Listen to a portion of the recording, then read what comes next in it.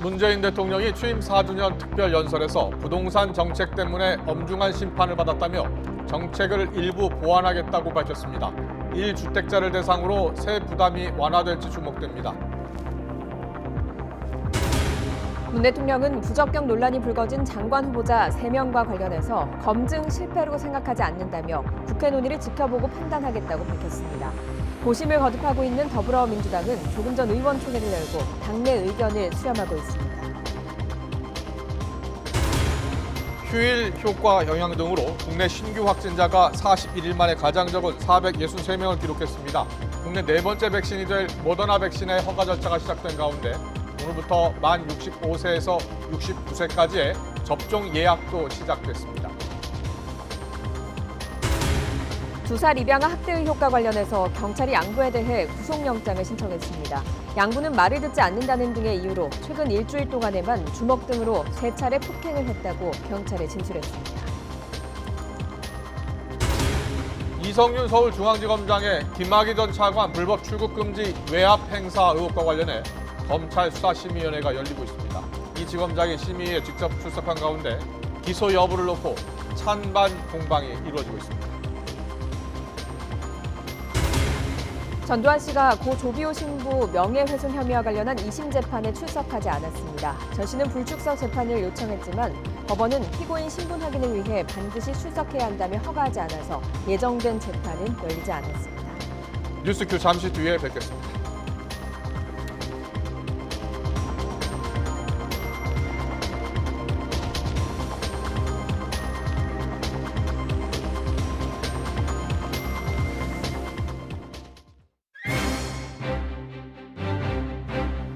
시청자 여러분 안녕하십니까? 가장 빠른 종합뉴스 뉴스큐 시작합니다. 문재인 대통령이 오늘 취임 4주년을 맞아서 그동안의 소회를 밝히고 남은 1년 국정 운영에 대한 방향을 설명했습니다.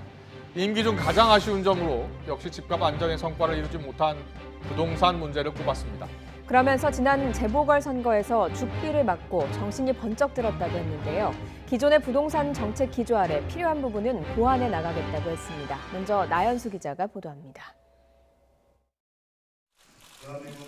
문재인 대통령은 취임 4주년 특별연설로 질의응답을 반성으로 시작했습니다. 지난 4년 동안 아쉬웠던 점은 역시 부동산 문제라고 생각합니다. 정부의 부동산 정책이 가격 안정이라는 결과로 이어지지 못했다며 부동산만큼은 할 말이 없는 상황이라고 자인했습니다.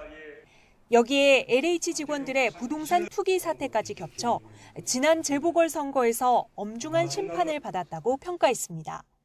정말 죽비를 맞고 정신이 번쩍 이렇게 들 만한 그런 심판을 받았다 생각하고요. 다만 정책을 다시 살피고 보완하더라도 정책 기조 자체가 달라질 수는 없다고 말했습니다. 투기 차단과 실수요자 보호, 공급 확대를 통한 시장 안정 원칙, 나아가 부동산 부패 청산은 앞선 특별연설에서도 재차 강조했습니다. 주거 안정은 민생의 핵심입니다. 투명하고 공정한 부동산 거래 질서 확립과 불법 투기의 근원을 차단하기 위한 근본적 제도 개혁을 완결짓겠습니다.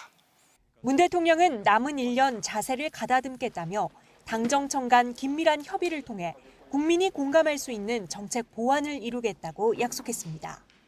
지난 임기 4년의 가장 큰 아쉬움은 남은 임기 1년의 가장 무거운 과제이기도 합니다. 1년 뒤 문재인 정부 5년에 대한 평가는 국민이 부동산 정책 총점을 어떻게 주느냐에 따라 크게 달라질 것으로 보입니다. YTN 나연수입니다. 문재인 대통령은 야당이 사퇴를 요구하고 있는 장관 후보자 3명에 대해서 검증 실패로 생각하지는 않는다고 밝혔습니다. 이어 흠결만 따지는 무한주기식 청문회로는 좋은 인재를 발탁할 수 없다고 했습니다. 문 대통령의 말 직접 들어보시죠. 야당에서 반대한다고 해서 저는 검증 실패라고 생각하지 않습니다. 무한주기식 청문회가 됩니다. 이런 청문회 제도로서는 정말 좋은 인재들을 발탁할 수가 없습니다. 도덕성 검증 부분도 중요한데 그 부분은 좀 비공개 청문회로 하고 그다음에 공개된 청문회는 정책과 능력을 따지는 청문회가 돼서 문재인 대통령은 또 강성 지지층의 문자 폭탄 논란에 대해서 자연스러운 현상이라고 말했습니다. 다만 문자에 예의를 갖추고 상대를 배려해달라고도 당부했습니다. 직접 들어보시죠. SNS 시대에 그 문자로 자신의 의견을 표현하는 것은 너무나 당연하고 자연스러운 현상이라고 생각합니다. 그것도 한 국민의 의견이라고 받아들이면 될 것 같습니다. 정말 저를 지지하는 지지자들이라면 그럴수록 더 이 문자에 대해서 그 예의를 갖추고 상대를 배려하고 그다음에 보다 공감받고 지지받을 수 있는 방식으로 그렇게 해주시기를 아주 간곡하게 당부드리고 싶습니다. 문재인 대통령의 취임 4주년 연설에 대해서 여야는 서로 엇갈린 반응을 내놨습니다. 민주당은 문 대통령의 위기 극복 의지에 환영의 뜻을 밝혔고 국민의힘은 국민의 인식과 동떨어진 자화자찬 연설이라고 비판했습니다. 국회 연결합니다. 차정윤 기자. 네, 국회입니다. 네, 여야 반응이 크게 엇갈린 것 같습니다. 각각의 반응 전해주시죠. 네, 더불어민주당 지도부는 당 대표실에 함께 모여 문 대통령의 취임 4주년 연설을 지켜봤습니다. 민주당은 이번 연설이 민주당의 향후 주요 과제와 완벽하게 일치한 담화라면서 당정청 원팀을 강조했습니다. 그러면서 문 대통령이 아쉬운 부분으로 꼽은 부동산 문제에 대해서도 당내 부동산 특위를 통해 뒷받침하겠다고 약속했습니다. 반면 국민의힘은 논평을 통해 문 대통령의 연설이 자화자찬뿐이라며 혹평했습니다. 실패한 소득 주도 성장 정책과 공공주도 주택 공급 대책, 또 한반도 평화 프로세스 등에 대한 인식 차이가 국민의 눈높이와 너무 다르다는 겁니다. 이제 남은 1년이라도 야당과 국민의 목소리에 귀를 기울여야 한다면서 과감한 정책 재검토 필요성을 호소했습니다. 아울러 정의당은 이번 연설에서 어디에서도 불평등 해소와 노동 존중 사회로 가려는 의지는 찾아볼 수 없다면서 유감을 표했고 국민의당은 민생 경제에 대한 대통령의 위기 인식이 부족하다고 꼬집었습니다. 네, 또 오늘이 임혜숙, 노형욱, 박준영 장관 후보자 3명에 대한 청문 보고서 채택 마감 시한인데요. 후보자 거취와 관련해서 민주당의 입장은 정리가 됐습니까? 네, 아직입니다. 더불어민주당은 조금 전 오후 3시부터 대면으로 비공개 의원총회를 열고 장관 후보자에 대한 당내 의견을 수렴하고 있습니다. 각 상임위의 보고를 받고 지도부가 회의를 거쳐서 청와대에 의견을 전달할 계획인데요.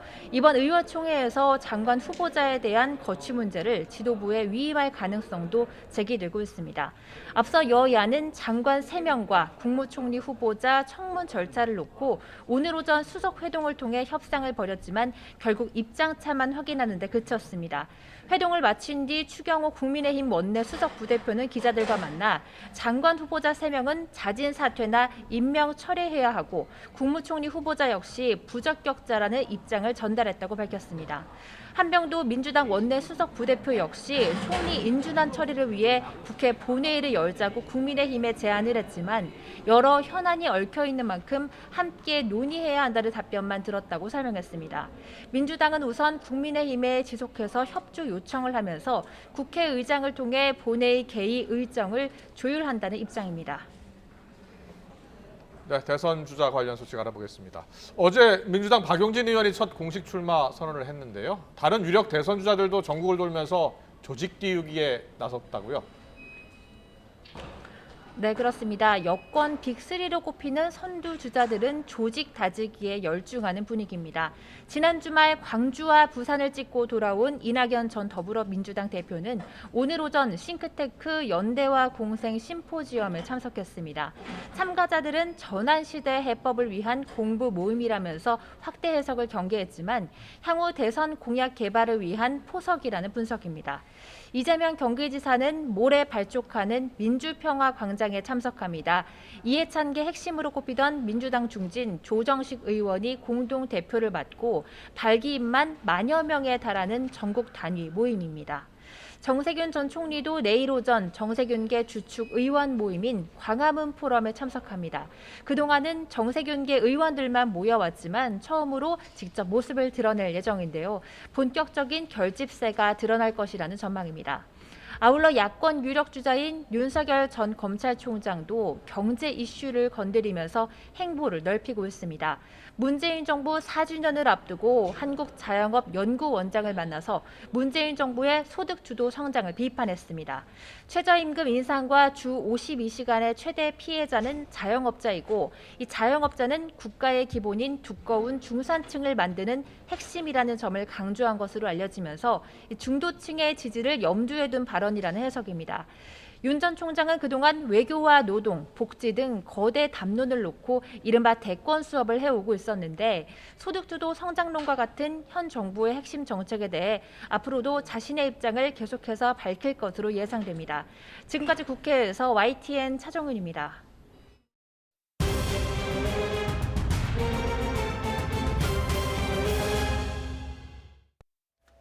국내 코로나19 신규 확진자가 463명으로 줄어들면서 41일 만에 최소를 기록한 가운데 서울 강남의 초등학교에서 집단 감염이 발생했습니다. 이 초등학교 관계자 1명이 지난 5일 확진된 이후 지금까지 모두 17명이 감염됐으며 이 가운데 서울 확진자는 16명입니다.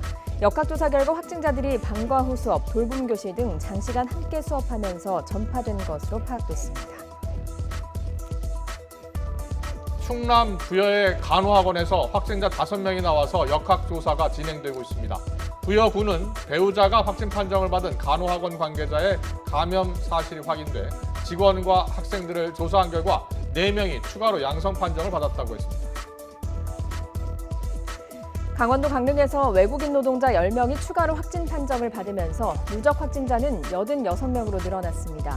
강릉시는 외국인 노동자 10명 가운데 9명은 중점 관리 대상으로 추적 검사에서 확진됐고 나머지 1명은 자가격리 중 양성 판정을 받았다고 밝혔습니다.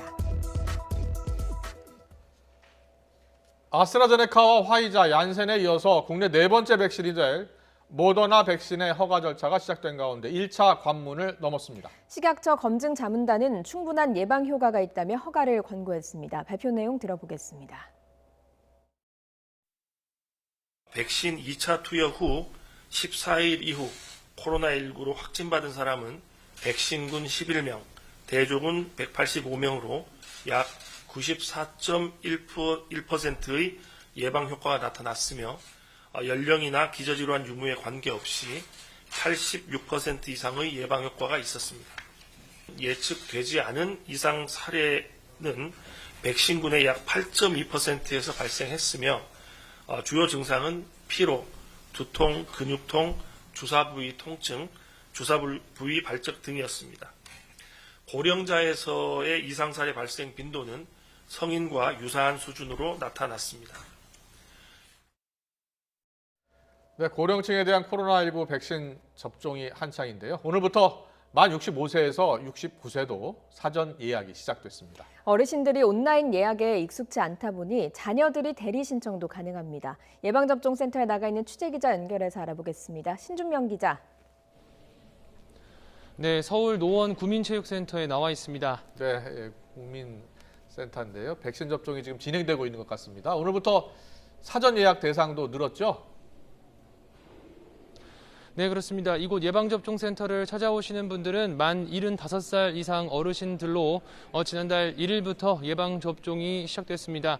오늘 이곳 예방접종센터에는 750여 명의 어르신들이 찾아오셔서 예방접종을 마쳤습니다.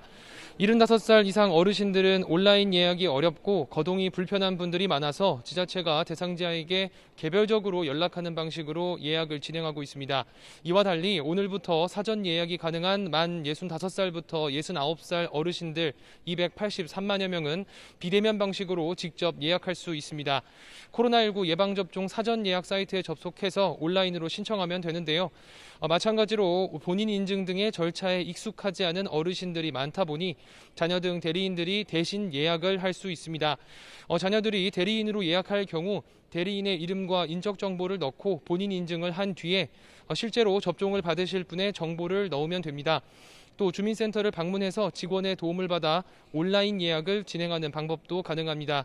온라인 예약이 어려울 경우엔 1339 질병청 콜센터나 지자체 예약상담 전화번호로 전화해서 예약하시면 됩니다. 네, 정부의 백신 접종 계획에는 차질이 없습니까?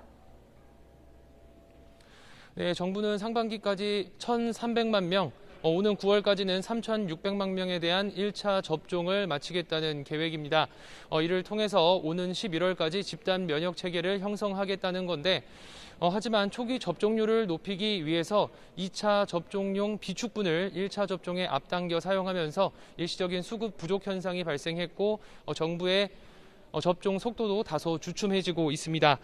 오늘 기준 국내 백신 잔여량은 아스트라제네카 백신 24만 3천 회분, 화이자 백신 65만 회분 등으로 모두 89만 3천 회분 정도입니다. 100만 명 정도가 한 번 맞을 수 있는 물량밖에 남지 않은 건데요. 이에 따라 정부는 현재 1차 신규 접종보다는 2차 접종에 주력하면서 백신 수급을 조절하고 있습니다. 화이자 백신은 이달 중으로 65만 7천 명분이 더 들어올 예정이고 아스트라제네카 역시 오는 14일부터 다음 달 첫째 주까지 361만 5천 명분이 공급될 예정입니다. 집단 면역을 갖추기 위해선 백신 수급이 관건인데요. 정부는 계약사와의 조건에 따라 구체적인 중간 도입 물량과 일정은 밝히지 않고 있지만 주간 단위로 상당한 물량이 들어오고 있다며 예방접종에 차질이 없도록 하겠다고 강조했습니다. 지금까지 서울 구민체육센터에서 YTN 신준명입니다. 예방접종 대응추진단은 백신 접종 이후 중환자실에 입원하거나 이에 준하는 질병이 발생한 사례 가운데 근거자료 불충분으로 결론이나 인과성을 인정받지 못한 경우에도 내부 절차를 거쳐서 의료비를 지원하는 사업을 오는 17일부터 한시적으로 시행할 예정이라고 밝혔습니다. 지원금은 치료비 개념으로 1인당 최대 1,000만 원이 지급되며 시행일 이전 접종자에게도 소급 적용됩니다. 원격 수업을 하는 서울 지역 초중고생 56만 명에게 편의점에서 사용할 수 있는 급식 바우처 10만 원씩이 지급됩니다. 돌봄이나 탄력적 희망급식 같은 급식 지원에서 소외된 학생들을 위한 것인데 이런 사각지대 학생들도 학교에 가지 않아 점심을 건너뛰게 하는 일은 사라지게 될 것으로 보입니다. 신현준 기자입니다. 코로나19로 원격 수업이 일상화되면서 점심을 거르는 학생들이 문제로 떠올랐습니다. 그러자 교육부는 지난 3월부터 원격 수업 학생도 학교에서 급식을 먹을 수 있도록 탄력적 희망급식 제도를 시행했습니다. 하지만 감염 위험이 큰 급식 시간에 학생이 몰리게 되고 급식을 먹으러 학교에 오는 학생에게 수치심을 줄 수 있다는 이유로 반대가 만만치 않았습니다. 설문조사 결과 교사의 84%가 탄력적 급식에 반대했을 정도입니다. 그러자 서울시 교육청은 원격 수업을 하는 학생들에게 10만 원씩 바우처를 주는 희망급식 바우처 사업을 추진하기로 했습니다.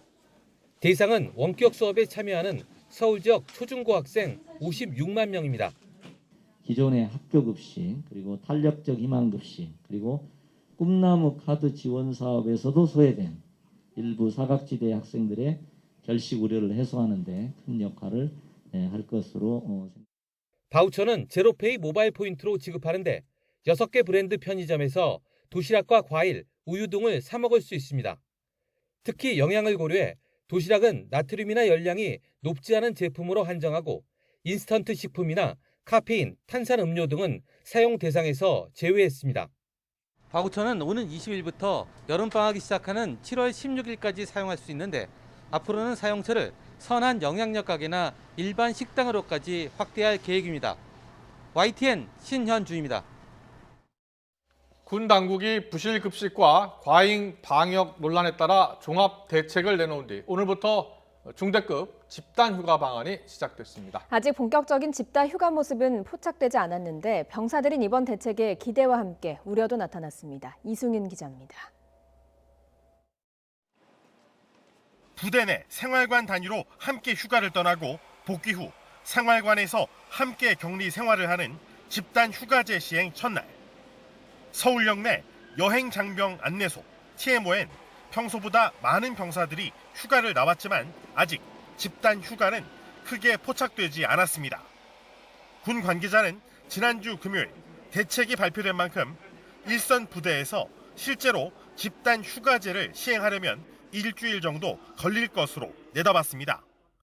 국방부에서는 35%라는 기준선을 정한 거고요. 그다음에 이제 그 각급 부대의 어떤 여건을 고려해서 휴가를 시행할 수 있도록 지침을 하다란 사항입니다. 병사들의 반응은 기대 반, 우려 반입니다. 그래도 친한 사람들이랑 맞춰서 나갔다 오면은 훨씬 뭐 불편한 것도 없고 더 같이 있는데 편하고 해서 좋은 것 같습니다. 아무튼 10명에서 생활관을 쓰기 때문에 한 명이 걸려서 오면은 나머지 9명이 확진이 되는 거기 때문에 믿을만 하다고는 생각되지 않는데. 배식량 증가 등 부실급식 대책에 대해서도 의견이 엇갈렸습니다. 제가 치사병인데 그래서 조리를 하는데 직접 그게 잘 될지는 모르겠습니다. 네, 점점 좋아지고 있습니다. 급식 같은 것도 부식 같은 것도 막 계속 나오고 있고. 이제. 하지만 군의 종합대책 발표 이후에도 부실급식이 여전하고 코로나19 후유증 치료도 제대로 안 됐다는 등의 제보가 잇따르는 상황. 대책이 실효성을 거두려면 현실적인 보완책이 필요하다는 지적도 나옵니다. 국방부는 이번 집단 휴가 방안과 관련한 각 군의 의견을 취합하고 관계 당국과의 협의를 거쳐 2차 대책을 내놓는 방안도 검토하고 있습니다. YTN 이승윤입니다. 군인권센터가 지난해 진행한 상담 가운데 코로나19나 성폭력과 관련한 건수가 크게 늘었습니다. 군인권센터는 지난해 접수된 상담이 전년 대비 2.4% 늘어난 1,710건이라면서 그 가운데 코로나19와 관련된 건수는 20.6%라고 밝혔습니다. 성폭력과 관련된 상담은 지난 2019년 3건에서 16건으로 크게 늘었고 성희롱은 55건으로 전년 대비 16% 이상 늘었습니다. 코스피 지수가 외국인과 기관 매수세에 힘입어서 종가 기준으로 사상 최고치를 기록했습니다. 네, 3,250선에 바짝 다가서면서 22일 만에 종가 기준 최고가를 새로 썼습니다. 취재기자 연결합니다. 이종수 기자. 네, 한국거래소입니다. 네, 코스피가 종가 기준 최고가를 경신했군요. 예, 그렇습니다. 코스피가 종가 기준 최고가를 20일 만에 새로 썼습니다. 코스피는 전거래일 종가에 비해서 1.63% 급등해 3,249.3으로 마감을 했습니다. 기존 종가 최고가는 지난달 20일에 세워진 3,220.7입니다. 지난 1월 11일 기록했던 장중 최고치인 3,266.23에도 다가섰습니다. 오늘 포스코, SOL, HMM과 같이 철강, 에너지, 해운 등 경기 민감주들이 강세를 보이면서 코스피 상승을 이끌었습니다. 여기에 시총 1위 삼성전자를 비롯해 현대차, 기아차, 삼성 SDI 등 기존 성장주들도 상승세를 보였습니다. 코스닥도 14.5포인트 1.48% 오른 992.8로 장을 마감했습니다. 네, 왜 이렇게 코스피가 큰 폭으로 오른 겁니까? 네, 오늘 코스피 급등은 지난주 발표된 미 고용지표 악화가 오히려 호재가 된 역설의 힘이 작용했다고 전문가들은 입을 모으고 있습니다. 미국의 고용지표 악화로 미 재무장관의 기준금리 인상 시사나 미 중앙은행 연방준비제도의 주식 등 과열 경고로 촉발된 긴축 기조 전환이 상당히 늦춰질 것이란 기대감이 투자 심리를 회복시켰다는 겁니다. 여기에 악화한 고용지표로 미 달러가 약세를 보이면서 외국인들이 코스피에서 2,381억 원 순매수하면서 9,678억 원 순매수한 기관과 함께 코스피 상승을 이끌었습니다. 또 조 바이든 미 대통령이 고용지표 악화에 따라 계류된 대규모 부양법안 처리를 촉구하면서 이에 대한 기대 심리로 경기 민감주 중심으로 큰 폭으로 올랐습니다. 이번 주에 미 중앙은행 연방준비제도 핵심 관계자들이 잇따라 경제 상황에 대해 언급할 예정인데요. 이들이 모두 통화 완화 정책을 지지하는 비둘기파들인 점, 이와 함께 유럽 백신 상황 개선 관련 내용이 발표될 경우 국내 증시에서 외국인 순매수 행진이 이어질 가능성이 높다고 전문가들은 보고 있습니다. 지금까지 한국거래소에서 전해드렸습니다.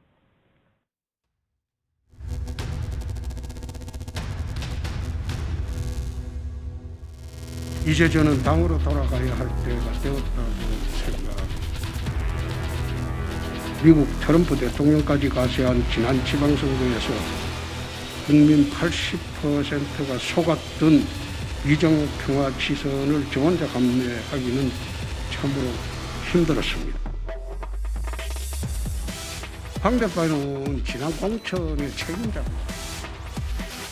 가해자지. 나는 아무런 사유 없이 공천 배제된 피해자고.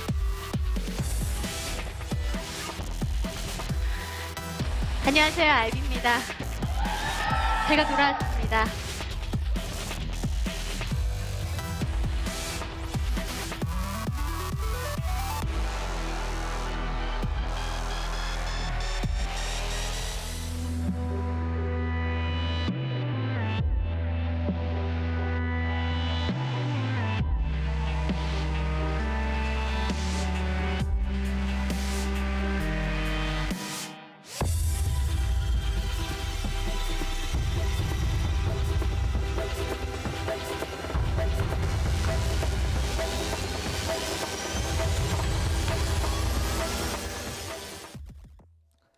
네, 김종인 비대위 체제가 막을 내는 이후에 국민의힘이 지금 새 지도부 선출을 앞두고 술렁이고 있는데요. 특히 이 홍준표 무소의원이 이제는 돌아가겠다라면서 복당 의사를 공식화하면서 차기 당대표 구도 또 윤석열 전 총장의 합류 여부 등과 함께 복잡하게 얽혀가고 있습니다.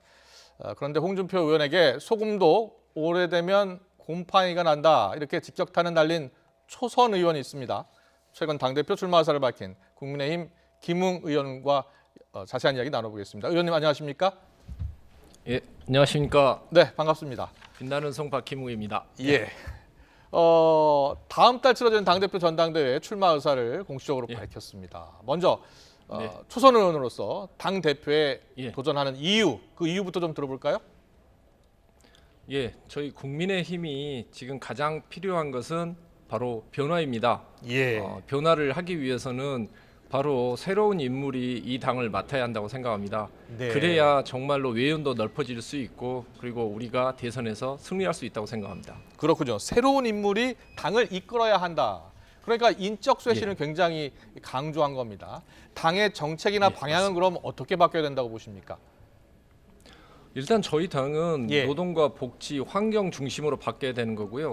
결국 정말 자기 자신을 돌볼 수 없는 그런 서민들을 돌봐줄 수 있는 따뜻한 보수주의 정당이 되어야 된다고 생각합니다. 예, 따뜻한 보수, 노동, 환경, 복지. 그것은 그동안 민주당, 진보 정권에서 추구했던 가치인데 그 가치를 좀 가져와야 된다 이런 생각을 갖고 계시는 거군요. 예, 그렇습니다. 알겠습니다. 그게 원래 보수주의가 원래 가장 어렵고 힘든 사람을 지켜주는 게 바로 보수주의라고 저는 배웠습니다. 예, 알겠습니다. 그리고 오늘 무소속 홍준표 의원이요 기자회견을 갖고 복당 절차 받겠다 뜻을 공식화했습니다. 결국 대권 도전까지 염두에 둔 포석이다라는 분석도 가능한데요. 의원님이 오늘 SNS에 이렇게 쓰셨더군요. 소금도 오래되면 곰팡이 냄새가 난다 이렇게 하셨는데 이게 어떤 의미입니까?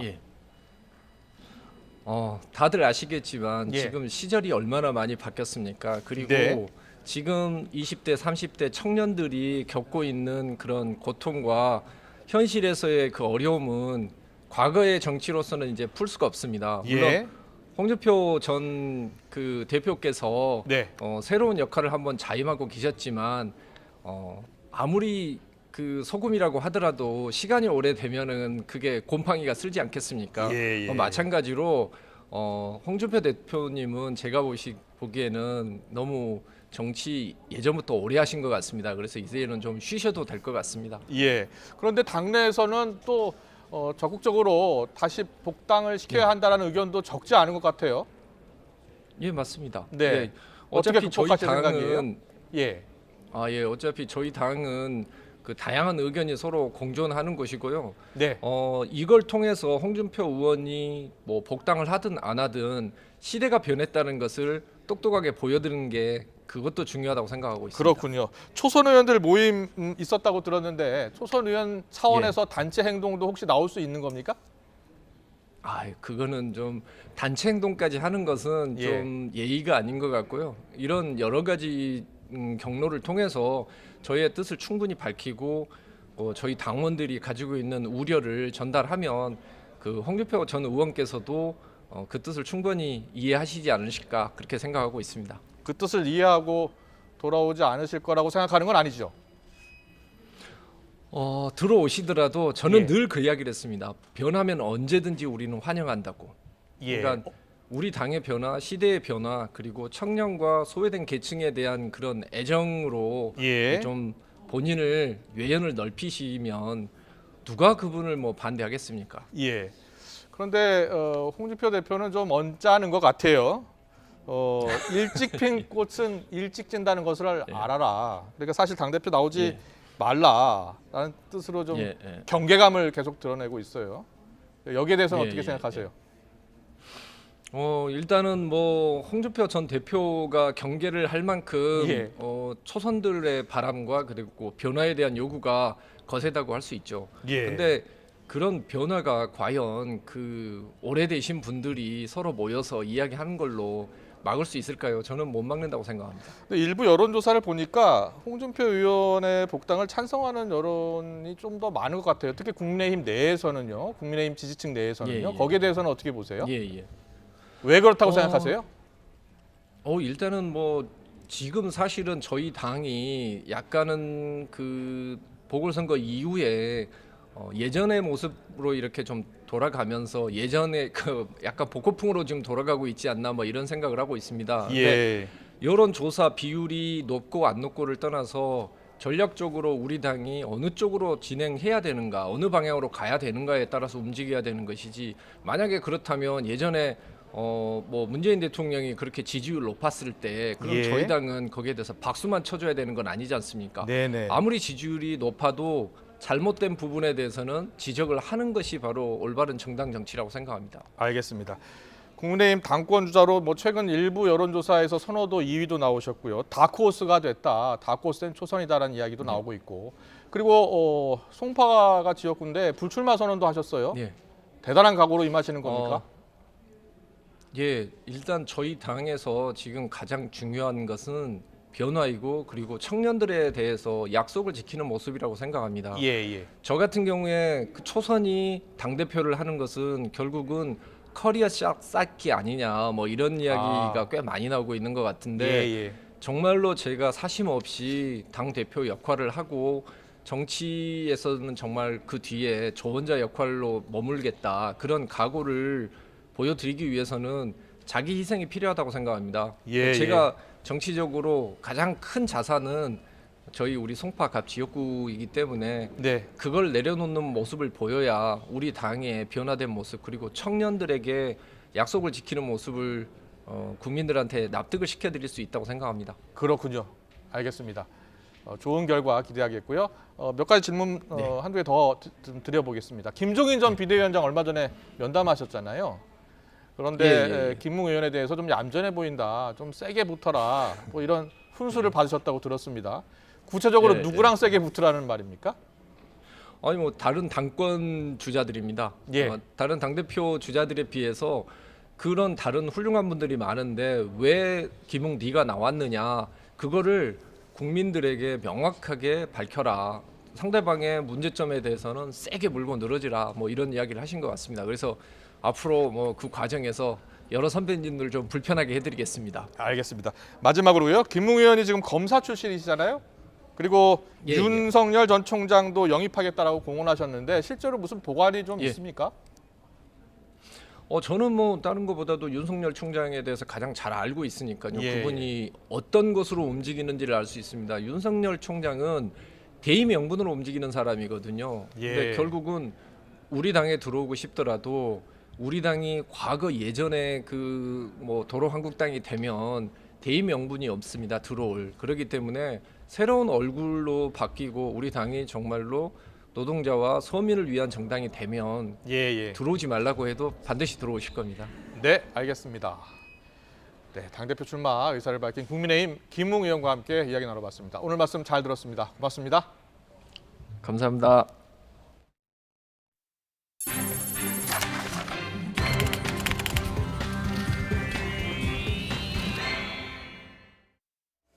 청와대 울산시장 선거 개입 의혹 사건 재판이 오늘부터 본격화됐습니다. 주요 피고인들이 기소된 지 1년 4개월 만에 첫 정식 재판이 열렸는데요. 피고인이 무려 15명으로 모두 법정에 서야 합니다. 취재기자 연결합니다. 김경수 기자. 네, 서울중앙지방법원입니다. 네, 오늘 오후 2시부터 재판이 시작됐는데요. 아직 진행 중입니까? 네, 그렇습니다. 오후 2시부터 시작된 재판은 2시간 반 넘게 진행 중입니다. 오늘 재판은 피고인 참석이 의무라서 피고인 15명 모두 법정에 출석했는데요. 검사도 10명 넘게 재판에 들어오면서 이 법원에서 가장 큰 대법정에서 진행이 되고 있습니다. 피고인이 워낙 많다 보니 변호인들이 앉을 책상을 더 가져다 놓기도 했지만 그래도 자리가 모자라서 나머지 변호인은 방청석에 앉기도 했습니다. 오늘 재판에 나온 주요 피고인은 송철호 울산시장과 송병기 전 울산시 부시장 등 울산시 전 현직 공무원과 당시 울산경찰청장이었던 민주당 황운하 의원, 이진석 청와대 국정상황실장, 백원우, 박형철 전 청와대 비서관, 그리고 청와대 정무수석을 지낸 한병도 민주당 의원 등입니다. 이들은 지난 2018년 지방선거를 앞두고 송철호 울산시장의 당선을 돕기 위해 불법을 저질렀다는 의혹을 받고 있는데요. 핵심 피고인들은 재판 시작에 앞서 법정에 들어가면서 모두 혐의를 부인하는 취지의 발언을 내놨습니다. 먼저 송철호 시장 발언 들어보시죠. 참 무리한 기소입니다. 소수의 정치 검찰이 억지로 끼워 맞춘 삼류 정치 소설이 기소라고 내용이라고 생각합니다. 네, 성실히 재판에 임하겠습니다. 전 정무수석인 한병도 의원 역시 지방선거 전까지 송철호 시장이나 송병기 전 부시장을 알지도 못했다며 혐의를 부인했습니다. 송 시장의 상대 후보였던 김기현 의원과 관련된 비위 첩보가 경찰에 전달돼 선거에 영향을 미쳤다는 이른바 하명수사 의혹으로 이 황운하 의원, 당시 울산경찰청장도 오늘 재판에 나왔는데요. 황 의원은 검찰이 있지도 않은 하명수사를 만들어내고 토착 비리는 덮었다며 법정에 서야 할 건 검찰이라고 비판했습니다. 들어보겠습니다. 검찰은 없는 죄는 만들어내고 있는 죄는 덮었습니다. 내가 뭔 맞을 짓을 했어?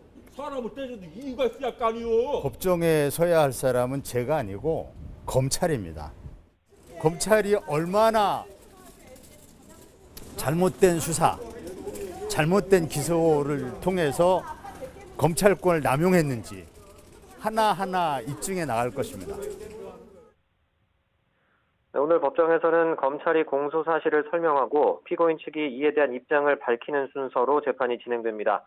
지난해 1월 기소 이후 1년 4개월 만에 본 궤도에 오른 재판에서 앞으로 치열한 법정 다툼이 예상됩니다. 지금까지 서울중앙지법에서 전해드렸습니다. 입양한 2살짜리 아이를 학대해 의식불명에 빠지게 한 혐의를 받는 30대 양 아버지에 대해서 경찰이 구속영장을 신청했습니다. 양부는 경찰 조사에서 최근 일주일 동안 3차례에 걸쳐서 아이를 주먹과 구두 주걱으로 폭행했다고 했습니다. 취재기자 연결합니다. 임성호 기자. 네, 서울보입니다. 네, 제2의 정인이 사건으로 불리며 공분을 사고 있습니다. 경찰이 양아버지의 구속영장을 신청했다고요? 네, 경기 화성에서는 30대 양아버지가 2살 난 입양아 A양을 학대해서 의식을 잃게 한 혐의로 어제 긴급 체포됐는데요. 하루 만에 경찰이 양아버지 B씨의 구속영장을 신청했습니다. B씨는 경찰 조사에서 지난 4일부터 그제까지 자택에서 3차례에 걸쳐 A양을 폭행했다고 진술했습니다. A양이 말을 듣지 않고 운다는 이유로 손과 주먹, 구두 주걱 등으로 얼굴과 머리 등을 여러 차례 때렸다는 겁니다. 경찰 조사에서는 또 B씨 부부가 A양을 입양하기 전부터 친자녀 4명을 키우고 있었다는 사실도 확인됐습니다. 경찰과 지자체 조사 결과 B씨 부부가 일단 친자녀를 학대한 정황은 나오지 않았는데요. B씨는 경찰 조사에서 재작년 보육기관에서 봉사활동하면서 A양을 만났고 안쓰러운 마음이 들어서 입양을 했다고 진술한 것으로 전해졌습니다. 네, 이 A양을 연결해준 입양기관 측은 학대 정황을 미리 발견 못한 겁니까? 네, 그와 관련해서 저희 취재진이 해당 입양기관을 찾아가 입장을 물었는데요. 입양기관 측은 A양이 학대당한 것이 안타깝고 참담하긴 하지만 입양 과정이나 사후 관리 면에서는 절차를 준수했다며 문제가 없다고 설명했습니다. 우선 지난해 8월 A양이 입양되기 전에 B씨 부부의 수입과 재산 상황, 또 입양 동기 등을 면밀히 살핀 뒤 입양 요건이 된다고 판단하고 연결을 해준 거랍니다. 그리고 입양 후 첫 1년은 입양기관이 사후 관리하게 하는 입양특례법에 따라서 지난해 10월과 올해 1월, 또 지난달에 3차례 방문해 B씨 부부와 A양을 면담했고 이 과정에서 학대 정황을 발견하지 못했다고 해명했습니다. 네, 그런데 A양을 긴급 수술했던 의료진의 설명을 들어보면 A양이 꽤 오래전부터 학대를 당한 것으로 보이거든요. 네, 그렇습니다. 그제 저녁 대형병원으로 후송돼서 응급수술받은 A양은 아직도 의식을 회복하지 못하고 있는데요. 당시 응급수술을 했던 의료진의 말을 들어보면 A양의 가슴팍 또 엉덩이와 허벅지 쪽에 특히 멍이 많았다고 했습니다. 갈색으로 변한 부위가 많은 점 등을 보면 3주에서 4주가량 전에 생긴 거로 보이는 멍도 많았다고 의료진은 설명했는데요. 의료진은 A양이 실려왔을 당시 또래보다 너무 말라서 몸에 살이 없고 또 손가락도 무척 가늘었다고 설명했습니다. 생후 33개월 된 A양은 몸무게가 10에서 11kg쯤 됐는데 이는 생후 18개월 때 영아의 몸무게와 비슷할 정도였다는 겁니다. 앞서 입양기관에서는 지난달 면담 때도 A양이 학대받은 정황은 발견하지 못했다고 밝혔는데 이 조사가 제대로 이뤄진 건지 의문을 품게 하는 행위입니다. 경찰은 B씨의 추가 학대 혐의뿐만 아니라 참고인으로 조사받아온 양보의 학대 가담 여부 등도 계속 수사한다는 방침입니다. 지금까지 사회부에서 YTN 임성호입니다. 한강에서 실종된 뒤에 숨진 채 발견된 의대생 손정민 씨 이 사망 사고와 관련해서 현재 경찰이 손 씨의 친구와 친구 아버지에 대한 참고인 조사를 마쳤습니다. 네, 또 손 씨 친구의 휴대전화도 수색을 하고 있습니다. 승재현 한국형사정책연구원위원과 함께 이야기 나눠보겠습니다. 어서 오세요. 네, 안녕하십니까. 안녕하세요. 네네. 네, 어제 경찰에서 이제 손정민 씨 친구 또 친구 아버지도 불러서 조사를 했습니다. 주로 어떤 부분에 대한 조사가 이루어졌겠습니까? 뭐 아직까지는 수사 단계는 아니고요. 분명히 예. 참고인이기 때문에 조사라고 말씀 주신 부분이 예. 맞고 이제 3가지 정도를 각각 나누어서 받는 것 같아요. 네. 첫 번째는 이제 A 씨에 대한 진술을 조금 살펴봤는 것 같아요. 그 전까지 A 씨의 최면 조사를 했는 것, 그것도 수사가 아니죠. 참고인이기 예. 때문에 예. 최면 조사를 했는 거는 그 손 씨가 어떻게 이제 그 실종이 됐는지에 대한 그 시점에 관련된 내용을 최면 수사를 했는 거고 어제는 그 전체적인 동선을 확인하기 위해서 이제 A 씨를 불러서 이제 질문을 했다고 하니까요. 우리가 지금 가장 키포인트가 삼고 있는 그 만나는 10시 45분부터 그 다음날 4시 30분 혹은 그 뒤에 5시 30분까지의 시간에 대해서 어떻게 시간적인 추이가 있었는지를 이제 분명히 살폈을 것이고 그 사이에 이제 손 씨 아버님이 말씀하시는 여러 가지의 합리적 의심이 있는 부분들에 대해서 질문했을 것이다. 이게 1인 것이고 두 번째는 손 씨 아버지한테는 그 손 씨가 그러니까 저 A 씨가 죄송합니다. A 씨 아버님한테는 A 씨가 신은 신발에 대해서 이게 뭐 언론에 나왔으니까 이제 말씀을 드리면 어머니가 버렸다라고 진술을 했는데 CCTV 확인하니까 어머니가 아닌 다른 식구가 그걸 버렸는 거잖아요. 근데 뭐 신발이라는 게 범죄와 아무런 관계가 없는 건데 거짓말을 할 필요가 없는 건데 거짓말을 하는 거니까 왜 이게 착각인지 아니면 의도가 있었는지를 확인했을 것이고 마지막에 물적 증거에 대해서 포렌식을 하나 했는데 그거는 A 씨 어머님에 대한 그 휴대폰에 대한 포렌식이었어요.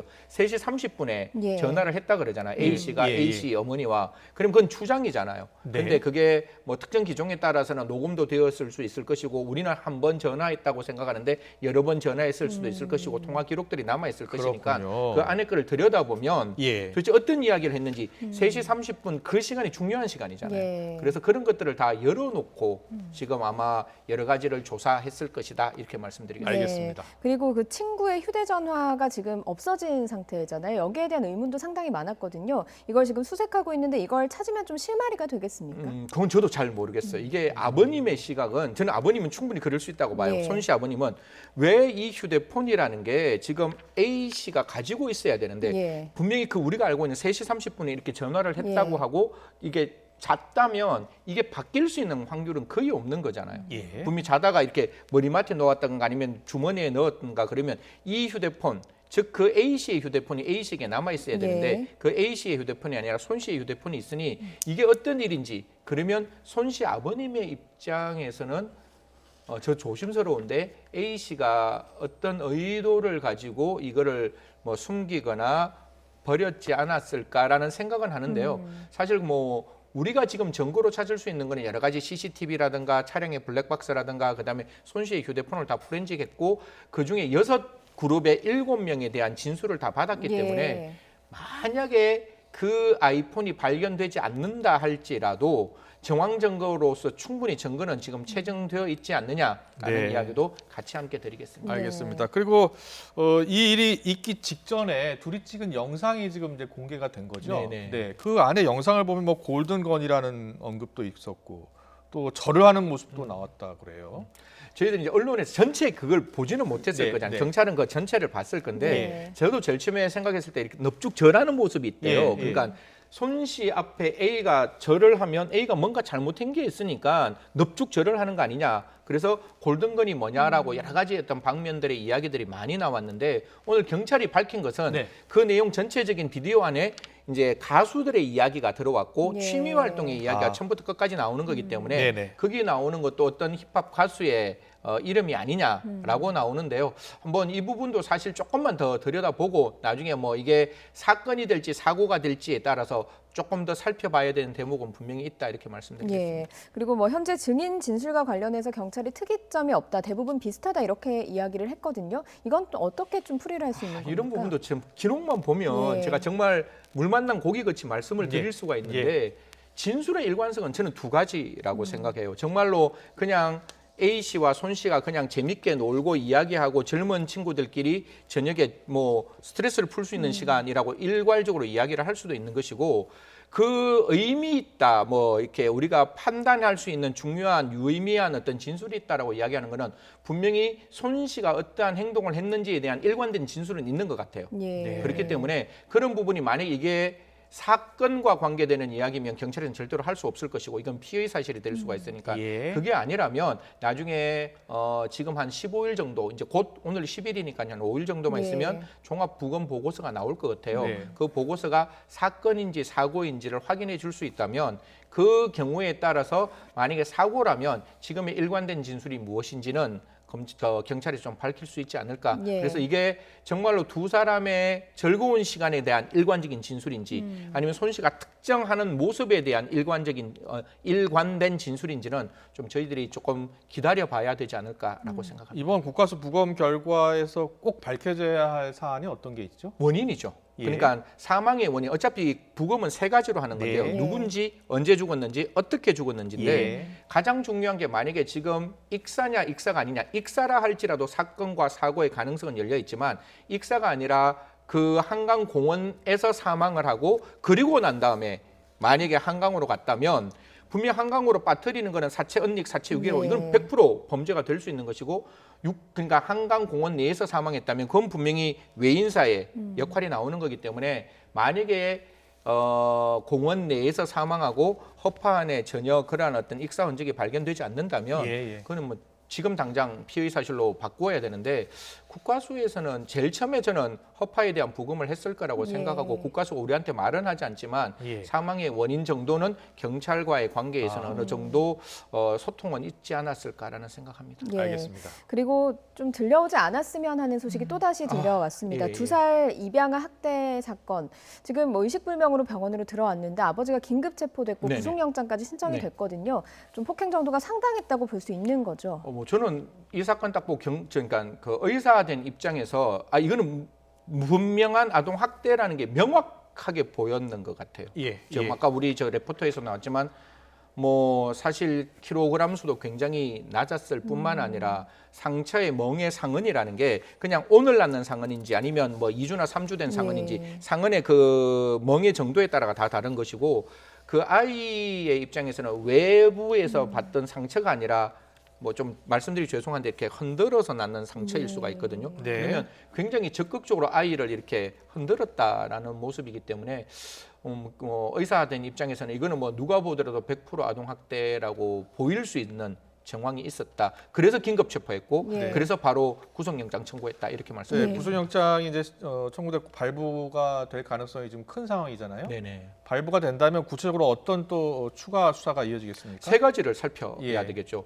지금 아버지의 문제는 살폈는 거잖아요. 예. 그러면 그 어머니가 어떠한 역할을 했느냐. 이건 사실상 어머니에 대한 예단이 될 수가 있지만 네. 모든 아동 학대 사건에서 가족의 관계는 굉장히 중요한 거예요. 예. 그러니까 아버지가 아버지로 어머니가 어머니로 역할을 했다면 이런 부분이 없는데 어머니가 과연 이러한 아동 학대 사건에서 알고 있었는지 몰랐는지를 1차 확인을 해야 되는 것이고, 두 번째는 지금은 그렇지 않다라고 보이는데 뭐 입양기관에서 4명의, 사실 이 가정은 4명의 자기 예. 친자들이 있는 가정이거든요. 그러면 예. 그 친자가 있는 4명에 있는 아이들이 어떠한 학대라든가 그다음에 수입이라든가 아이를 입양하는 게 문제가 있었다면 안 했을 것인데, 그런 부분이 입양 당시에는 있었다 할지라도 그걸 정확하게 안 살펴봤으니까 4명의 아이에 대한 학대 사실이 있었는지를 살펴야 될 것이다, 이렇게 말씀드리겠습니다. 예, 입양을 주선한 아동기관, 아동 입양기관의 경우에는 사후 관리를 할 의무가 있잖아요. 1년 동안 뭐 3번 정도 방문을 해서 네, 봤다고 해요. 근데 발견을 못한 이유가 있겠습니까? 뭐 10월, 1월,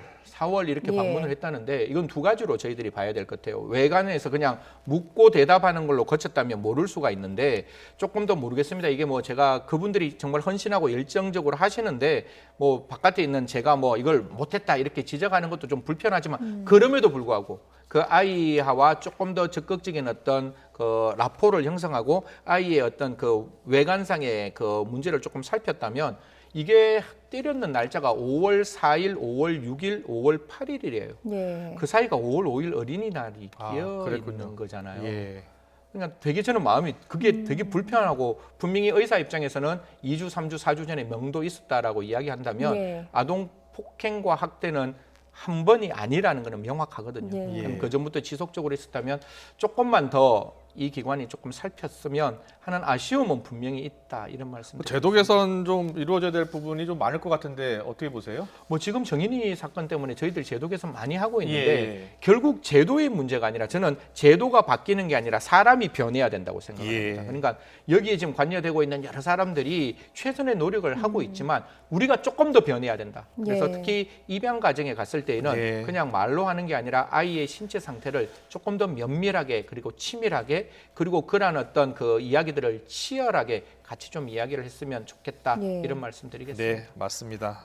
아동학대 전문가분들이 한결같이 얘기하시는 얘기가 네. 제도 개선 꼭 필요하지만 우리 사회가 함께 해결해야 될 문제다라고 계속 지적을 하더라고요. 알겠습니다. 오늘 말씀 여기까지 듣겠습니다. 잘 들었습니다. 고맙습니다. 네, 감사합니다.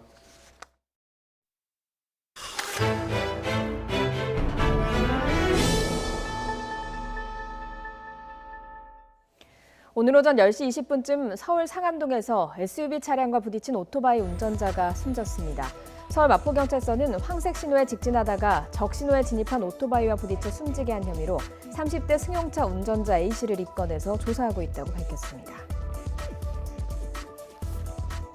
오늘 오전 10시 40분쯤 인천 방면으로 가는 영동고속도로 신갈 분기점 주변에서 7중 추돌 사고가 났습니다. 이 사고로 앞뒤 화물차와 부딪힌 승용차 운전자 50대 A씨가 숨졌고 2명이 다쳤습니다. 경찰은 빗길에 차량이 미끄러지면서 사고가 난 것으로 보고 있습니다. 한국토지주택공사 임직원들이 최근 10년간 1,600호가 넘는 공공분양주택을 사들여서 3,300억 원의 차익을 남겼다는 분석이 나왔습니다. 경신련은 공공분양주택을 분양받은 LH 임직원 1,621명 가운데 시세조사가 가능한 202개 단지 1,300여 명을 대상으로 조사한 결과 1인당 2억 4천만 원의 시세 차익을 남긴 것으로 조사됐다고 밝혔습니다. 경찰이 옷가게 직원을 폭행한 혐의로 입건된 주한 벨기에 대사 부인이 면책 특권을 포기할지 확인하고 있습니다. 외교관계에 관한 빈 협약에 따라 면책 특권을 가진 대사 부인 A씨가 특권을 포기하면 국내 법원에서 형사 재판을 받을 수 있습니다. 지역 경찰청에 있던 공기청정기를 중고거래 사이트에 올려 50만 원 정도에 판매한 의무 경찰 대원들이 조사를 받고 있습니다. 전북경찰청은 관련 첩보를 입수해서 자체 경비대 소속 의무경찰 20대 A씨 등 3명을 조사 중이라고 밝혔습니다. 서울의 한 사설 환전소에서 금고 안에 있던 4억 원이 불과 3분 사이에 깜짝같이 사라지는 일이 일어났습니다. 출입문 잠금 장치와 보안 장치를 열고 금고 비밀번호까지 모두 아는 사람이 가져간 것으로 보이는데요. CCTV에 수사관 모습이 포착됐습니다. 양동훈 기자의 단독 보도입니다. 지난 1일 오후 6시 25분쯤 서울 명동에 있는 상가 건물로 한 남성이 들어섭니다. 헬멧을 쓰고 두꺼운 점퍼와 바지, 그리고 큰 가방을 둘러맨 채 상자 하나를 들었습니다. 3분 뒤 남성이 다시 나가는데 빈손입니다. 등에 맨 가방은 굉장히 묵직해 보입니다.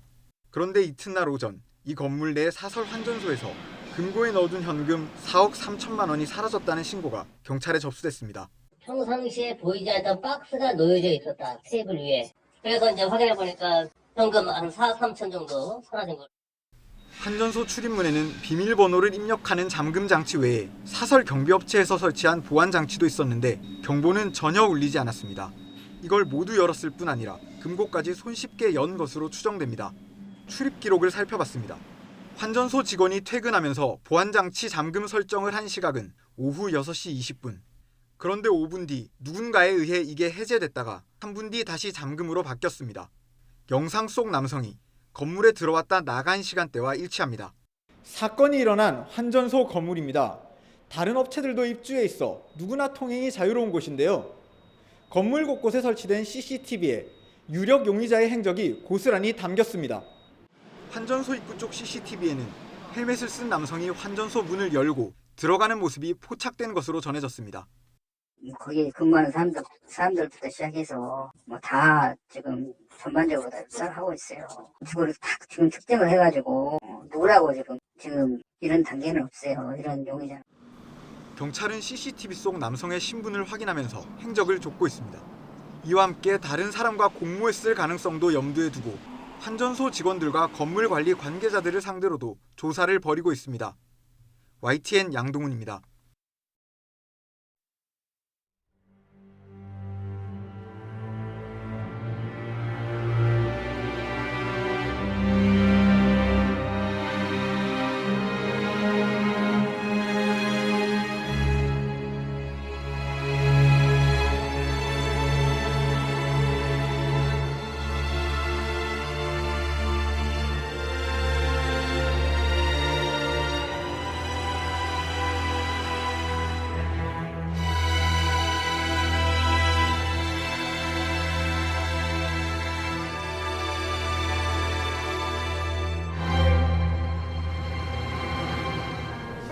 저하고 조금 전까지 이야기했습니다. 갔다 와라 했는데 내가 갔을 때는 내가 죽어서 내버려져 있었습니다. 내 심정은 어떻겠습니까? 이 땅에 자식을 키우는 부모들 입장입니다.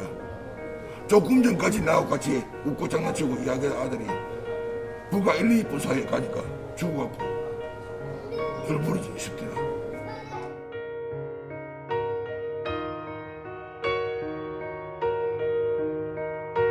국회가 왜 있는 겁니까? 나라가 왜 있는 겁니까? 국회는 정말 제대로 일을 좀 해주십시오. 사람의 목숨이 한 해에 2,400명 죽습니다.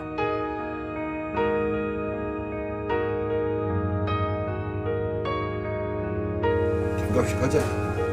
왜? 내 자식, 내 조카 또 그런 일을 할 수 있습니다.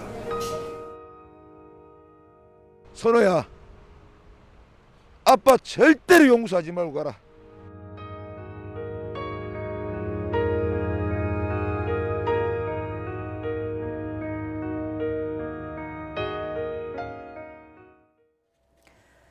네, 지난달 20일 평택항 부두에서 하청업체 직원으로 일하다 컨테이너 날개에 깔려 숨진 이선호 씨에 이어서 어제는 현대중공업 울산조선소에서 작업하던 노동자가 숨지는 일이 일어났습니다. 중대재해처벌법, 이른바 김용균법이 지난 1월에 국회를 통과했지만 사고는 끊이지 않고 있습니다. 고 김용균 씨 어머니시죠. 김용균 재단의 김미숙 이사장 연결해서 어떤 것들이 대체 필요한 건지 들어보겠습니다. 이사장님 연결돼 있으시죠? 네, 안녕하세요. 예, 안녕하세요. 네. 산업 현장 사망 사고 소식 들으면서 여러 생각이 드셨을 것 같습니다. 어떤 생각이 드셨습니까? 이런 소식 들려올 때마다 정말 내가 뭘 한 건가. 사람을 살리겠다고 법을 통과했는데 여전히 더 많이 죽고 있는 거 너무 참담합니다. 예, 아드님 떠나 보내실 때 생각도 나셨던 거죠? 당연히. 근데 이번에 유족은 직접 그 사고 현장을 목격해서 그 트라우마까지 어떻게 견딜 건지 정말 너무 미안하고 아픕니다. 예. 목소리를 다시는 이런 일이 없어야 된다라고 목소리를 높이셨는데 미안한 마음이 든다라는 울먹이시는 말씀이셨습니다. 지금 이선호 군의 가족이 어떤 점을 가장 힘들어하고 있을까요, 어머니? 저도 애를 냉동고에 넣어놓고 힘들게 정말 어떤 부모가 그렇게 냉동고에 오래 냅두고 싶겠습니까? 예. 그게 제일 가장 힘들 것 같고 또 모든 증거가 회사의 손에 있는데 서류를 보여달라고 해도 보여주지도 않고 협조적이지 않은 회사가 제일 힘들 것 같습니다. 예. 그 용균 씨가 숨질 때도 사실 안전 규칙이 제대로 지켜지지 않았고요. 이번에도 그렇습니다. 왜 이제 산업 현장에서 이런 안전 수칙이 잘 지켜지지 않는다고 보시는지요? 안전 비용보다 사람 목숨값이 싸고 또 처벌도 지금까지 계속 그랬듯이 너무 처벌이 없어요. 그냥 거의 다 집행유예로 풀려나고 그러니 이윤을 더 많이 가져갈 수 있는 회사가 어떻게 안전 조치하고 사람 목숨을 살릴 수 있겠습니까? 예. 사람의 목숨 값이 안전 조치를 하는 것보다 더 싸다라는 말씀이 상당히 마음이 참 아픈 말씀이십니다. 지난 1월에 국회를 중대재해처벌법이 국회를 통과하지 않았습니까? 김용균법이라고도 불리는 이 법인데 사고가 계속 일어나고 있거든요. 어떤 문제가 있다고 보시는지요? 사고는 이런 실질적인 이런 처벌이 없으니까 용균이도 그때 당시 지금 그때 당시 법이 너무 약해서 처벌할 수 있는 법이 아니에요. 예. 사실상. 그런데 지금 제가 지금 용균이 재판이 5번째 이루어지고 있고 이렇게 하고 있는 것이 우리나라에 정말 좀 본보기가 되고 이렇게 누군가 나서고 하면 처벌을 할 수 있다 라는 걸 보여줬으면 좋겠습니다. 예, 정부와 국회에 꼭 요청하시고 싶은 말씀이 있으실까요?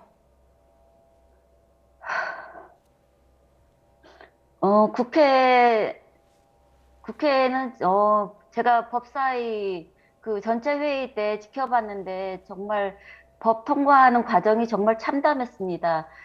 국민 목숨을 수많은 죽음을 막아달라고 하는 법이었는데 이런 취지에 어긋나게 본인들은 전혀 상관없다는 듯이 처리하는 그런 과정을 봤을 때 억장이 무너지고 국민들도 그들과 똑같은 목숨이라는 거 그리고 예. 입장을 바꿔서 생각해 보면 알 수 있다라는 거 좀 그런 입장을 좀 많은 그 죽음들을 똑같은 소중한 목숨이 사라지고 있다라는 거를 좀 경각심을 갖고 좀 해결해 줬으면 좋겠습니다. 예. 같은 아픔을 가지고 계시다 보니 어머니께서 처음부터 많이 울먹이셨습니다. 일하다 죽지 않게 해달라 이런 말이 왜 이렇게 실현되기 어려운 건지 모르겠습니다. 여기까지 듣겠습니다. 김용균 재단 김미숙 이사장이었습니다. 어머니 오늘 말씀 고맙습니다. 네, 감사합니다.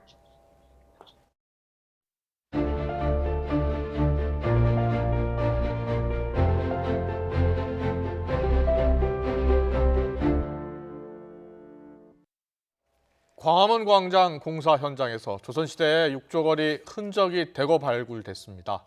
조선시대 주요 관청의 위치와 흔적이 실제로 확인된 건 이번이 처음입니다. 구수본 기자의 보도입니다. 정부 서울청사 앞 발굴터. 군데군데 돌무더기 같은 게 눈에 띕니다. 조선시대 군사 업무를 총괄했던 삼군부의 외행랑이 있던 자리입니다. 페인트로 표시한 영역은 삼군부의 삼군부 건물의 기초로 보시면 될 것 같습니다. 건물 내측의 기둥의 기초로서 잘 다듬어진 석축이 둘러싼 폭 60cm, 깊이 80cm의 도랑은 배수로로 추정됩니다. 세종로 공원 앞에서는 조선시대 관리감찰기구였던 사헌부의 유구로 추정되는 행랑, 담장, 우물 등이 발굴됐습니다. 그동안 추정만 해왔던 조선시대 육조거리를 원래 모습에 더 가깝게 재구성할 수 있게 된 겁니다. 이뿐만 아니라 민가로 추정되는 건물지와 우물, 도자기와 기와 조각 등 다양한 유물도 출토됐습니다. 조선 전기부터 후기까지 다양한 조선의 흔적이 경복궁 앞에서부터 광화문 사거리까지 곳곳에서 확인됐습니다. 서울시가 2년에 걸쳐 일대 만여 제곱미터에 대한 문화재 발굴 조사를 벌인 결과로 9단계에 걸친 조사는 이달 안에 마무리됩니다. 그 육조의 영역이라든지 그 육조의 그 구조를 알 수 있는 중요한 유적으로 판단되고 있고요. 또 한 가지는 상군부라든지 그 사원부의 그 경계를 저희가 확인한 게 가장 그 중요한 성과가 아니겠나 판단하고 있습니다. 서울시는 발굴 조사를 마무리하는 대로 문화재 심의 결과를 토대로 보전 활용 방안을 마련할 계획입니다. 문화재의 가장 큰 원칙은 문화재 보존이기 때문에 상당히 많은 구간들은 보존을 하겠지만 일부 구간은 활용을 해서 시민들과 공유할 수 있도록 해 나갈 계획입니다. 또 이달 말까지 시민 신청을 받아 현장을 공개하고 전문가 자문과 함께 시민 의견도 보전 방안에 반영할 계획입니다. YTN 구수본입니다. 지난 1일 한 인터넷 사이트에 올라온 글이 화제가 됐습니다. 함께 올라온 사진을 보시면요. 흰색 벤츠 차량이 주차칸 2칸을 차지하고 있죠. 빈자리가 하나뿐인데 이른바 갑질 주차에 연락도 잘 닿지 않아서 보복 주차를 했다는 글이었습니다. 흰색 벤츠 차량 주인이 운전석에 탈 수 없을 뿐 아니라 바짝 붙여 주차해서 깻잎 주차라고 불렸고요. 많은 사람이 공감하는 등 호응도 컸습니다. 그런데 일주일 만에 사실이 아닌 내용이 있다고 공식 사과문을 올렸습니다. 지난 7일 같은 인터넷 사이트에 앞선 글을 올린 사람이 벤츠 보복주차 공식 사과문이라는 글을 올렸고요. 거짓된 포함된 글을 올렸다고 인정을 한 겁니다. 벤츠 차량 주인이 해명한 글과 보복주차를 했다는 사람의 말을 종합해보면 사건의 전말은 처음의 글과는 조금은 달랐습니다. 쇼호스트인 벤츠 차주는 방송 시간에 늦어서 급하게 주차를 하느라 실수했다는 사정을 설명했고요. 정중하게 사과한 것으로 전해집니다. 오히려 차를 빼는 과정에서 글을 올린 쪽이 차를 긁었고 일부 수리 비용만 받고 끝내기로 원만하게 해결한 상황인 겁니다. 벤츠 차주가 문자도 공개를 했는데요. 문자에서 보시듯이 사건이 있었던 건 4월 초였습니다. 해당 글은 한 달이 지난 5월 1일에 게시가 됐죠. 다시 사과문을 보시죠. 한 달이나 지나서 글을 올린 이유에 대해서 보복주차 글을 올리면 관심을 끌겠다 싶었다라고 설명을 하고 있습니다. 결국 관심을 받고자 하는 그릇된 요심이 어떤 이에게는 큰 고통을 주는 결과를 낳게 됐습니다. 그런데 이런 사례가 처음은 아닙니다. 지난 2월 프로배구 박상하 선수의 학교폭력 폭로. 중학교 때 14시간 갇혀서 박 선수에게 폭행을 당했다는 온라인 폭로는 간이 충격적이었습니다. 이 폭로 글 때문에 박상하 선수 사과까지 하면서 은퇴를 했죠. 하지만 역시 거짓이었습니다. 중학교 동창이었지만 박상하 전 선수와는 일명식도 없었습니다. 학교 폭력에서 완전히 자유롭지 않았던 박상하 선수는 은퇴했지만 거짓 폭로에 정신적인 고통이 컸습니다. 저는 박상하 씨에게 학교 폭력을 당한 사실이 없습니다. 저의 거짓말로 인해 상처를 입었을 박상하 씨에게 사과를 합니다. 공황장애랑 대인기피증 뭐 이런 게 이제 나와서 진단이 좀 사람 믿는 데를 잘 못 가겠더라고요. 그래서 뭐 힘들게 좀 생활을 좀 하고 있죠. 갑질 주차, 유명인 학교 폭력 등은 모두 대중의 감정과 분노를 자극할 만한 소재입니다. 관심을 끌겠다는 이유로, 공론화를 시켜보겠다는 이유로 사실이 아닌 거짓을 폭로하는 것, 무고한 누군가는 돌을 맞을 수 있습니다. 또 사회적으로 불필요한 논쟁도 부추기곤 하죠.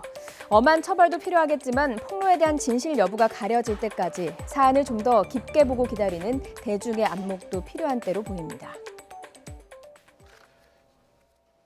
인도에서 코로나19 확진자가 폭증하면서 현재 진출한 우리나라 기업들이 바짝 긴장하고 있습니다. 일단 재택근무를 중심으로 운영하고는 있지만 생산과 수요 모두 직격탄을 맞게 됐습니다. 조용성 기자의 보도입니다. 최근 코로나 환자가 하루 40만 명씩 급증해 누적 환자가 무려 2천만 명을 넘어선 인도. 현재 한국 기업들은 연일 초비상 상황에 몰렸습니다.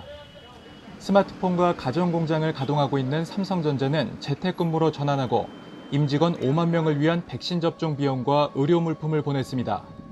포스코는 사무실 근무자는 전원 재택근무, 생산공장 근무자는 절반만 제한적으로 조업하도록 했습니다.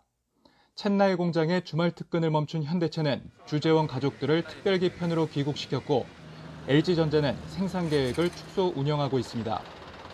뉴델리, 첸나이, 뭄바이 등 주요 도시에서 봉쇄령이 내려진 가운데 700여 개 한국 기업들은 가슴 졸이며 비상 대응에 골몰하고 있습니다. 락다운이 실시가 되고 있습니다. 이래서 우리 기업들은 대부분 재택근무를 하면서 상황을 예의주시하고 있는 상황이고요. 코트라에서는 우리 기업들이 인도 정부나 기업을 상대로 코로나 관련 보건 의료 제품을 기부할 때 이들의 운송비를 지원하는 사업을 준비하고 있습니다. 인도 코로나 대유행이 더욱 장기화하면 생산 차질뿐만 아니라 수요 급감도 걱정입니다. 판매사들이 영업을 제대로 하지 못해 지난달 인도에서 현대차는 6.8%, 기아는 18.5% 판매량이 줄었습니다. 삼성전자는 인도에서 샤오미 다음으로 매출이 많고 전 세계 스마트폰 출하량의 10%를 현지 생산에 의존하고 있습니다. 미국, 중국과 함께 세계 3대 시장인 인도가 지난해 3월에 이어 다시 최악의 코로나 대유행이 덮치면서 현지 진출 기업들이 큰 타격을 입게 됐습니다. YTN 조용성입니다.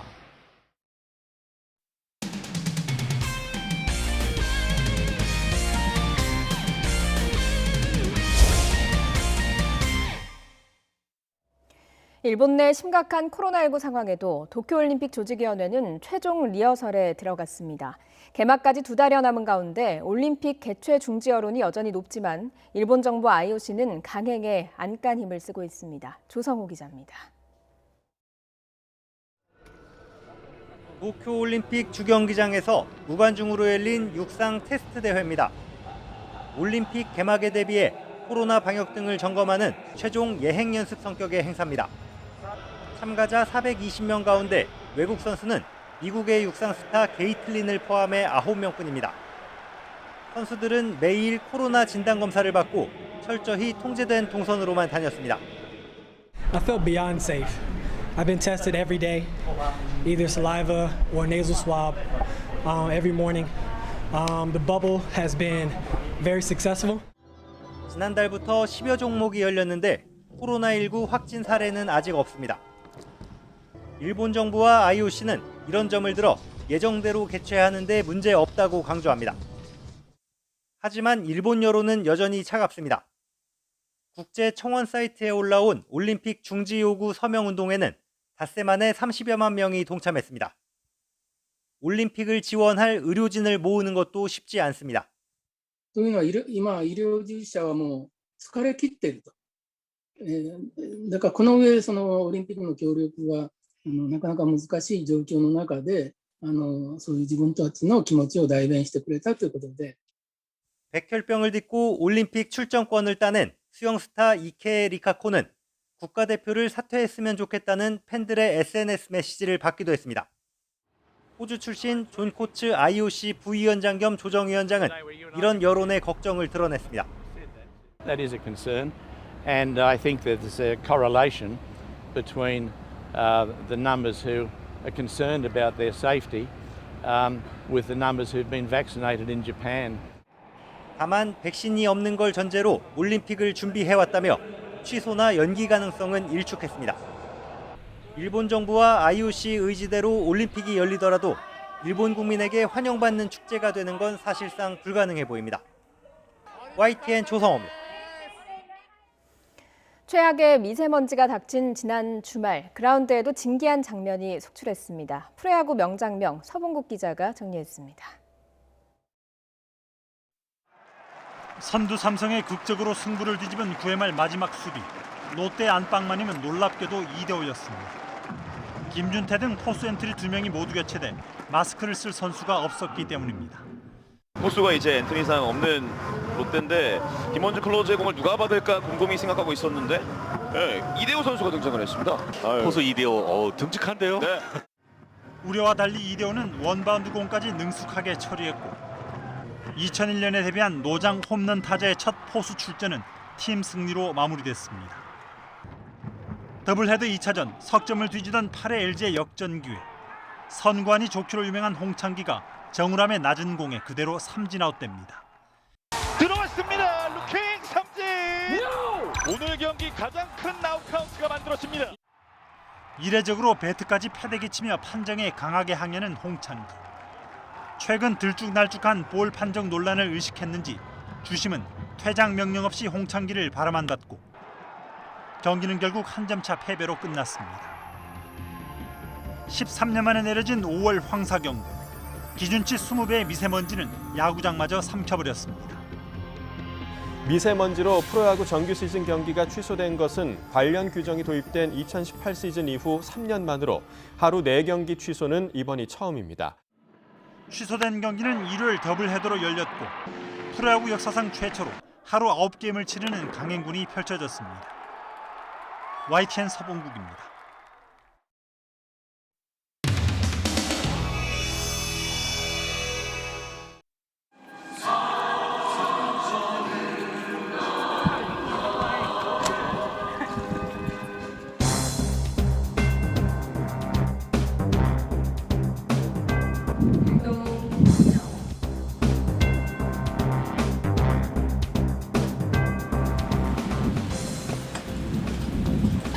상자에서 조그맣게 나와가지고 엊그저께 이렇게 5월 5일 날 어린이날 행사로 대상 연세가 나이가 11살. 11살. 목령은 어떻게 어떤 목령?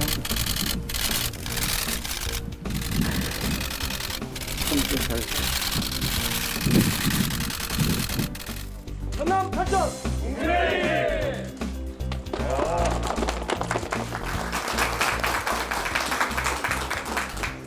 첫 외부 행사 다 바로 호남 방문입니다. 마땅히 건의드려야 되는데 그러기 전에 본인이 먼저 결정하셨어요.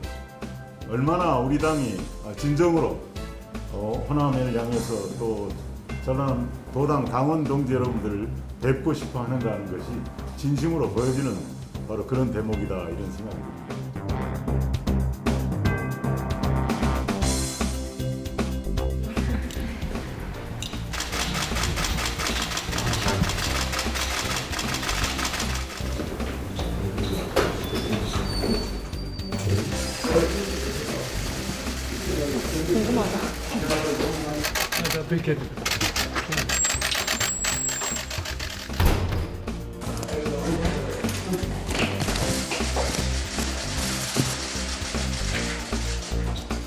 의원님 어떤 얘기 좀 나누셨는지. 되게 재밌는 얘기도 많이 했어요.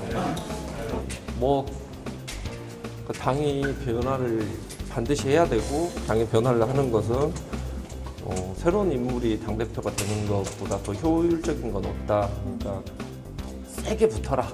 청년들한테 미래를 보여줘라. 누구의 개파다, 꼬붕이다. 이런 이야기가 안 듣도록 자기만의 정치를 해야 된다. 간단하게 그 정도 이야기를 했고요.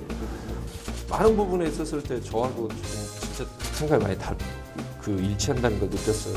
초선 당대표대회에서는 좀 어떤 말씀 해주셨어요? 아주 긍정적으로 이야기를 하시더라고요. 그러면서 격려를 많이 해주셨어요. 주변에서 많이 도우려고 하는 것 같더라. 아주 나가서 다른 이야기 하지 마라고 이야기를 하셔가지고 상당히 긍정적으로 이야기를 해주셨어요.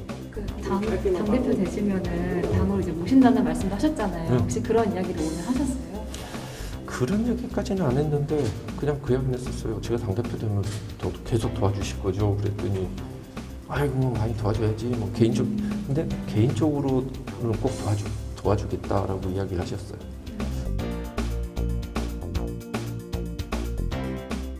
이야기하지 말라 그랬나? 네. 이야기하지 말라 그랬나? 의원님이 생각하실 때는?